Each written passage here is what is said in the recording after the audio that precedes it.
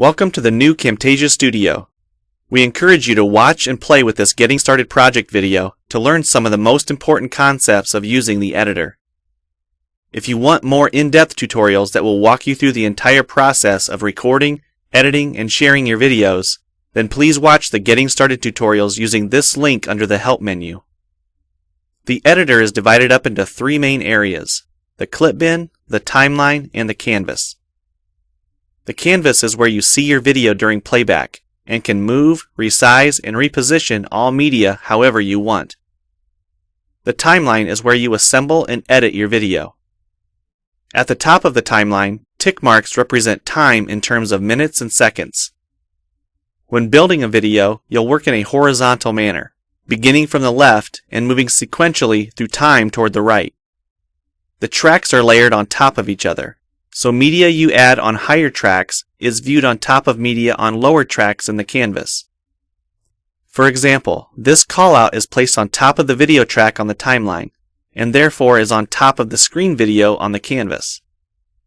If I drag the video track on top of the callout on the timeline, the callout is now hidden behind the video on the canvas. Use the zoom slider to magnify the view of the timeline. This is very helpful when making precise cuts and selections, like removing ums in your audio. New media can be dragged and dropped on an existing track, or a new track is automatically created when media is dropped at this location at the top of the timeline. To change the position of a clip on the timeline, just drag it. To change the duration of a clip, drag the edges in either direction. An important part of the timeline is the playhead. To view your video, click play. Notice how the video and the timeline's playhead stay in sync. Click anywhere along the timeline and the playhead moves to that point. To remove a portion of your video, make a selection with the green in point and red out point. Then click the cut button.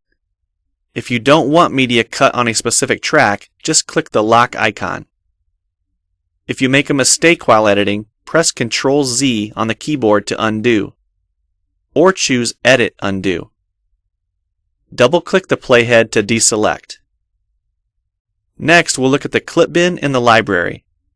The clip bin holds recordings, audio files, images, and title slides being used in the project you're currently working on. The library stores video clips, intros, callouts, title slides, and other media assets you want to use from project to project.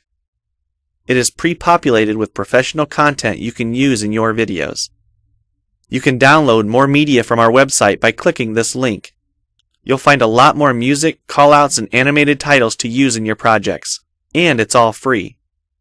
Once you find something you like this callout for example, just drag it to a track on the timeline and resize and reposition it as needed. Double-click the callout on the canvas to open the Callouts tab and edit the text, or change any of the text properties like color or size. You can find a number of other callouts to use in your projects by expanding the Shapes menu. You've probably noticed the video zooming in and out at times, for example here when it's zooming into the timeline. To learn more about adding and customizing zoom and pan animations to your video, check out the other Getting Started tutorials on our website. We've talked about some of the tabs already, but be sure to explore the others for adding and editing special effects.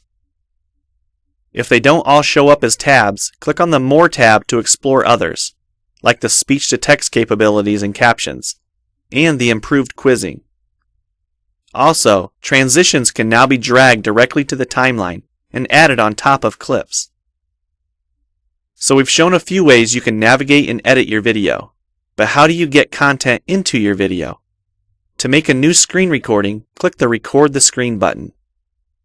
If you already have an audio or video recording you'd like to use, click the Import Media button. When you're done with your video project, you'll need to click the Produce and Share button to create a shareable video. Expand this menu to see a variety of presets. We have a new video player that plays back your MP4 video and includes other interactive features like table of contents, closed captions, quizzes, and even hotspots. These features are available when hosting your video on TechSmithScreencast.com or the video and player on your own web server. This player provides playback on multiple devices with just one video, whether it's a phone, tablet, laptop, or desktop computer. Well, it's time for you to try Camtasia Studio for yourself using the content on the timeline, or better yet, create your own. We have lots of free tutorials on our website, and I recommend you begin with the Getting Started series. Also, the help file inside Camtasia Studio tells you how to use each of the Camtasia Studio features and applications. One last thing, if you ever want to open this Getting Started project again to view or practice with, use this link here. Thanks for watching, and we hope you enjoy Camtasia Studio.